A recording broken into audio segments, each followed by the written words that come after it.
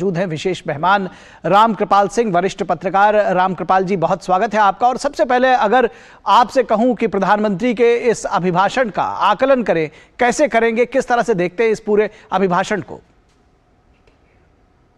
प्रधानमंत्री जी का आज का जो भाषण रहा है वो पूरी तरह से पार्टी पॉलिटिक्स से ऊपर उठ करके एक सचमुच में राष्ट्र के मुखिया का अभिभाषण था जी। और जो भी उन्होंने ये 75 साल के हमारे इस यात्रा पर वर्तमान जो संसद जहां ये हो रहा है उसकी जो भूमिका रही है बहुत ही सधे हुई है और बहुत सीमित शब्दों में इस उपलब्धि के लिए जो भी हमारे खट्टे मीठे अनुभव रहे हैं, उन्होंने देश के पंडित नेहरू से लेकर के आज तक जो भी प्रधानमंत्री रहे हैं उन सबकी भूमिका, जो लोकसभा के अध्यक्ष रहे हैं उन सबका साथ और सहयोग, उनकी भूमिका और पूरे देशवासियों की भूमिका, पूरे देशवासियों की, उन्होंने इसको पूरे देश के राष्ट्र के सभी लोगों को समर्पित किया और कोई भी अछूता नहीं रहा। और इस संसद के बनने में जब इसका निर्माण हुआ तो उन्होंने कहा कि हमारे देश के ही लोगों ने, हम ही ने अपनी मेहनत से इसे बनाया, अपने पैसे से इसे बनाया, सब कुछ भारत के लोगों का इसमें कंट्रीब्यूशन था।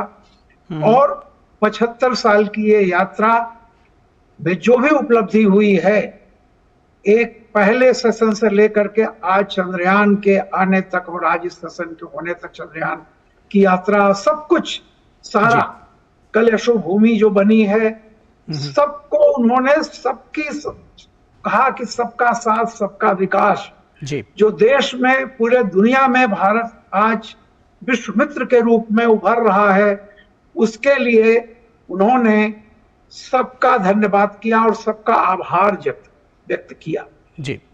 इस पूरे भाषण में मोदी हमेशा उन्होंने खुद को पीछे रखा, बाकी पूरे देश को आगे रखा और सबका नमन किया।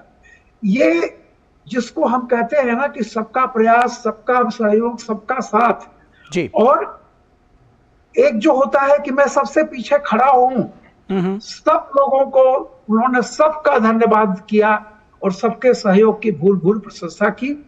तो जो थोड़ी बहुत आशंकाएं व्यक्त की जा रही थी भविष्य में छोड़िए, लेकिन आज मैं निश्चित रूप से कहता हूं कि उन्होंने बहुत ही, उनके भाषण की जितनी तारीफ की जाए कम है। और ये मौका था, उन्होंने दिल जीता है, जनता का दिल जीता है और आज उन्होंने साबित किया है कि वो एक सेवक के रूप में है। जो भी उपलब्धि है वो सबके प्रयास और सबका सहयोग उसमें शामिल है।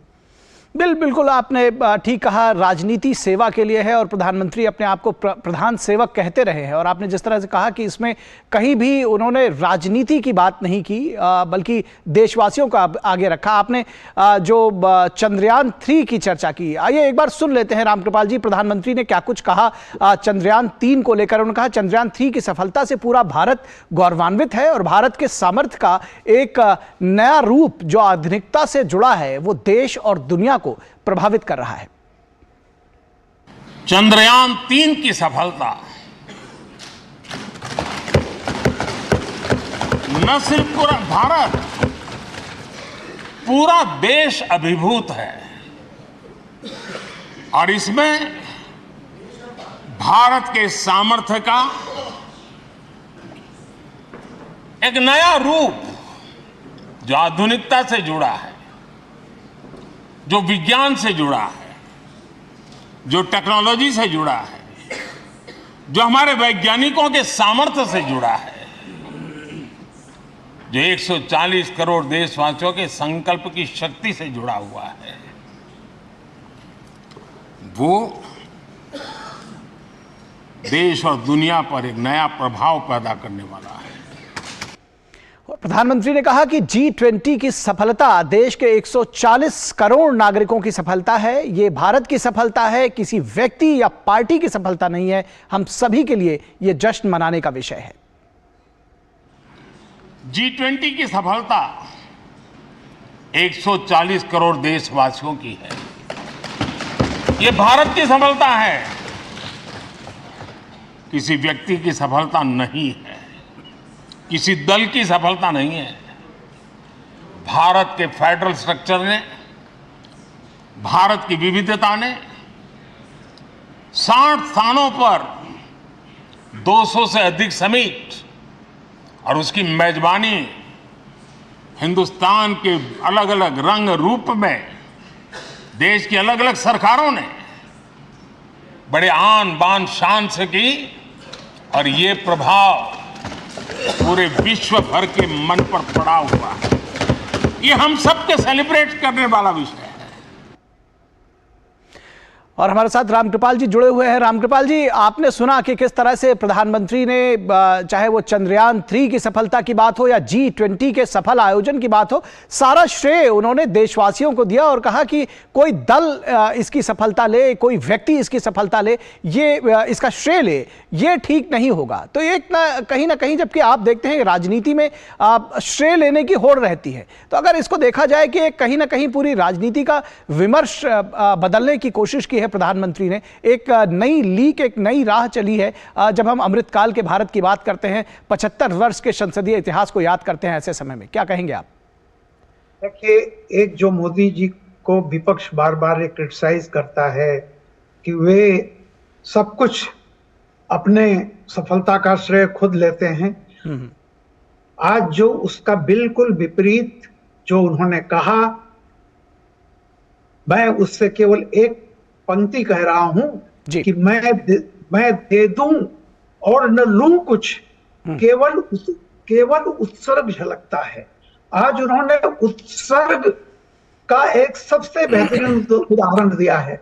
और निखिल जी, मैं कहीं भूल न जाऊं, जब मैं जिक्र कर रहा था कि इस संसद में जहां आज ये हो रहा है, जितने प्रधानमंत्री यहां बैठे, जितने अध्यक्ष लोकसभा के या विधानसभा राज्यसभा के जो सभापति रहे, सबका जिक्र करते हुए अंत में मोदी जी उनको नहीं भूले। उन्होंने कहा कि जिन लोगों ने यहाँ सफाई की है, तमाम हुए कर्मचारी जो हमारे लिए, हम कभी रात भर सेशन चला तो वो जागते रहे, हमें वो तमाम सुविधाएं देते रहे, हमें खाना समय पर मिलता रहा, हम उनके आभारी हैं। यानी उन्होंने एक, जिसको मैं कहता हूं जब भी मोदी को मौका मिलता है, वो डिग्निटी ऑफ लेबर, श्रम की प्रतिष्ठा का हमेशा उन्हें ध्यान रहता है। उनका भी आभार जताया और उनका भी उतना ही बड़ा कंट्रीब्यूशन। उन्होंने कहा कि इस देश की प्रगति में, इस देश में जो कुछ उपलब्धि है, उनका भी बहुत बड़ा योगदान है। अक्सर ये होता है कि हम बड़े बड़े नामों को याद करते हुए उन तमाम अनाम व्यक्तियों को भूल जाते हैं जो उसकी नींव में जिनका श्रम लगा रहता है।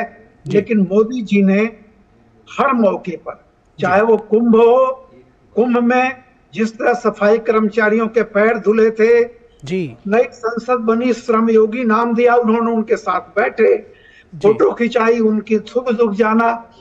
तो आज संसद का, मैं ये 75 साल का कंट्रीब्यूशन का जिक्र करते हुए, उन्होंने शुरुआत भी वहीं से की और अंत भी वहीं से किया। निर्माण जिन्होंने किया था, जिनके श्रम पर बना, जिनके पैसे पर बना, पहले श्रम की बात आई, फिर पैसे की बात आई, और आज भी उन्होंने कहा वो तमाम कर्मचारी, नीचे यहाँ इवन सफाई कर्मचारी तक को उन्होंने अपना नमन, उनको सलाम किया, उनका आभार व्यक्त किया। तो ये जो एक बड़ी महानता है, और सारे सबको दूसरों को उपलब्धि दे डाली, अपने को कहीं पीछे रखा। तो ये बहुत बड़ी उनका मैसेज है। उनकी पर्सनालिटी में ये है नहीं कि क्रेडिट मैं लूं। जब भी मौका मिलता है तो वो हमेशा इस बात को कहते हैं कि 140 करोड़ देशवासियों की उपलब्धि है ये, उस 140 करोड़ में वो पॉलिटिकल पार्टीज भी आती हैं, उनके लोग भी आते हैं, वोटर भी आता है, सब लोग आते हैं, कोई अछूता नहीं रहता है। जी बिल्कुल। और एक अच्छे नेता की, एक मजे हुए राजनेता की और एक उदार हृदय राजनेता की यही पहचान होती है रामकृपाल जी, की वो उपलब्धियों का श्रेय तो अपने साथियों को देता है, दूसरों को देता है, और कहता है कि अगर कुछ गलतियां हुई हैं तो उसके लिए मैं जिम्मेदारी लेता हूं। और प्रधानमंत्री ने सामने से इसको, जिसको कहते हैं कि लीड फ्रॉम द फ्रंट, उन्होंने सामने से दिखाया है। और प्रधानमंत्री ने क्या कुछ कहा, आगे इस पर थोड़ा सा एक और हम बात प्रधानमंत्री की आपको सुना दे रामकृपाल जी, और अपने दर्शकों को भी, कि भारत इस बात के लिए गर्व करता रहेगा। प्रधानमंत्री ने कहा कि हमारी अध्यक्षता में अफ्रीकन यूनियन G20 का सदस्य बना। भारत इस बात के लिए गर्व करेगा, जब भारत अध्यक्ष रहा उस समय अफ्रीकन यूनियन इसका सदस्य बना। मैं उस इमोशनल पल को भूल नहीं सकता जब अफ्रीकन यूनियन की घोषणा हुई और अफ्रीकन यूनियन के प्रेसिडेंट, उन्होंने एक इंटरव्यू में कहा कि मेरे जीवन में ऐसी पल थी, शायद मैं बोलते बोलते रो पड़ूंगा। आप कल्पना कर सकते हैं कि कितनी बड़ी अपेक्षा और आशाएं पूरी करने का काम भारत के भाग्य में आया। तो इस पर भी श्रेय प्रधानमंत्री ने देश को दिया। रामकृपाल जी, आपने सुना कि किस तरह से अफ्रीकन यूनियन को जब G20 में शामिल किया गया, उसका भी जिक्र प्रधानमंत्री ने किया, और ये भी जोड़ा कि जब हम सबका साथ सबका विकास की बात करते हैं तो दुनिया को साथ जोड़ने की बात करते हैं। आज भारत विश्व मित्र होकर के उभरा है। किस तरह से देखते हैं इस विश्व मित्र की पहचान की, और जिस तरह से प्रधानमंत्री ने इस बात को कहा, कैसे आप इसको रेखांकित करेंगे? देखिए, भारत में बहुत सारे लोग एक शब्द का प्रयोग करते थे कि भारत विश्व गुरु बन रहा है। बहुत पढ़े लिखे लोग भी और औसत आदमी भी विश्व गुरु जी। लेकिन मोदी जी की विनम्रता देखिए, एक चीज हमेशा उन्होंने किया है, जब भी मौका मिलता है तो कहते हैं कि ये गुरु और शासक, इसमें एक तरह का अभिमान होता है, उससे नीचे उतरो। और जब भी मौका मिलता है, जैसे उन्होंने कहा कि मैं प्रधान सेवक हूं, ऐसे जब भी उनको लगा तो वो गुरु की जगह वो कहे मित्र। देखिए कितनी बड़ी छिपी हुई एक मैसेज है, उनके हर शब्द में एक मैसेज रहता है जी। कि उपलब्धि अगर कोई हासिल होती है तो विनम्र हो जाओ। और हमारा जब लक्ष्य है, जब हमने अपने दरवाजे पर लिखा है विश्व बंधुत्व जी, वसुधैव कुटुंबकम, तो जब हम वसुधा को कुटुंब मानते हैं तो जैसे परिवार का मुखिया जो होता है ना, वो सबसे पीछे रह करके सबको आगे बढ़ाता है, और यही उसकी विशेषता है। जो मैंने अभी कहा था कि मैं दे दूं और न लूं कुछ जी। हम किसी को इसलिए नहीं बुलाते। बहुत सारे लोग उस समय ये बात कर रहे थे कि हमको क्या मिला। मैंने कहा कि हम किसी से कुछ छीनने के लिए या पाने के लिए हम नहीं बुलाए हैं जी। हम भारत हमेशा देता रहा है जी। हम किसी को देने के लिए कुछ बुलाए हैं। और जब मोदी जी कहते हैं युद्ध नहीं, ये बुद्ध का जमाना है जी, तो समझिए पूरी दुनिया को शांति का वो संदेश देते हैं, वो मार्ग दिखाते हैं कि जिसके लिए दुनिया आज यही सोच रही है कि किस तरह से हमने बड़ी प्रगति कर ली, लेकिन किस तरह से शांति और भाईचारा इस धरती पर आए। दुनिया परेशान है, इसलिए दुनिया भारत की तरफ देख रही है। और जो दूसरी महत्वपूर्ण बात आपने कही, मैंने जिस दिन ये G20 में अफ्रीकन यूनियन शामिल हुई, उसी दिन मैंने एक जगह ये बात कही थी कि सबसे बड़ा, इस विश्व में सबसे बड़ा एक निर्णय हुआ है जो G20 के लिए भी याद रखा जाएगा, और आने वाली पीढ़ियां, भारत की ही नहीं दुनिया की आने वाली पीढ़ियां, आज इसका मूल्यांकन सही नहीं हो पाएगा, लेकिन कभी वो याद रखेंगी कि 51 देश जी, जो बिल्कुल विकासशील यानी पिछड़े जिनको माना जाता है, 51 देश भारत के नेतृत्व में उनको G20 में शामिल किया गया। जैसा मोदी जी कह रहे थे कि जब अफ्रीकन यूनियन के अध्यक्ष इतने इमोशनल हो गए थे कि वो कह रहे थे कि मैं तो सोच ही नहीं सकता हूं कि कैसे इसका एहसास और सारी चीज बयां करूं। तो आप ये सोचिए, अभी हमको बड़ी छोटी सी घटना लगती है, लेकिन कल्पना कीजिए कि इस दुनिया में जी, जो दुनिया आज कॉन्फ्लिक्ट को लेकर के इतनी परेशान है, वहां 51 देश किसी साझा और दुनिया के एक ऐसे संगठन में शामिल हो रहे हैं जो पूरी दुनिया की 85% वेल्थ का मालिक, नो गुड, उसमें आज वो शामिल हुए। आप देखिए वो चीजें, उनकी एम्पावरमेंट को देखिए, उनके दिल को देखिए जी, तो ये जो है उनका स्वाभिमान कितना बड़ा होगा जी। तो मैं समझता हूं कि बहुत बड़ी उपलब्धि रही है। G20 की और भी उपलब्धियां हैं। हमने बिना किसी विवाद के साइन करा लिया, जी जी जी जी, एग्रीमेंट पास हुआ, हमने कॉरिडोर की बात कर ली, लेकिन मैं कहूंगा कि सबसे बड़ा काम ये हुआ, मोदी जी ने इंडोनेशिया में जो वादा किया था कि हम इस पर काम करेंगे, जी, वो उन्होंने करके दिखाया, जी पूरा किया।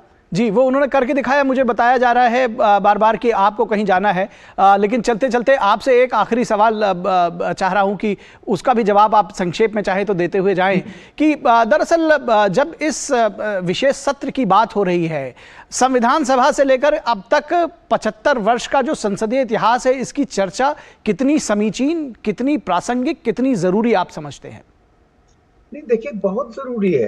अब आप यूं समझिए कि एक ऐसे ही मौके आते हैं जब आज हमारे देश में 60% पॉपुलेशन वो है जी, जो 18 से समझिए 40 के बीच की है जी। अब आप सोच सकते हैं कि वो हमारी आबादी, वो हमारे युवा अभी फिलहाल में उनको अतीत के ऐसे मौकों पर बताना चाहिए कि हम आज जहां खड़े हैं वहां किसका किसका योगदान रहा है और कैसे कैसे हम कितनी कठिनाइयों को पार करके आज आए हैं।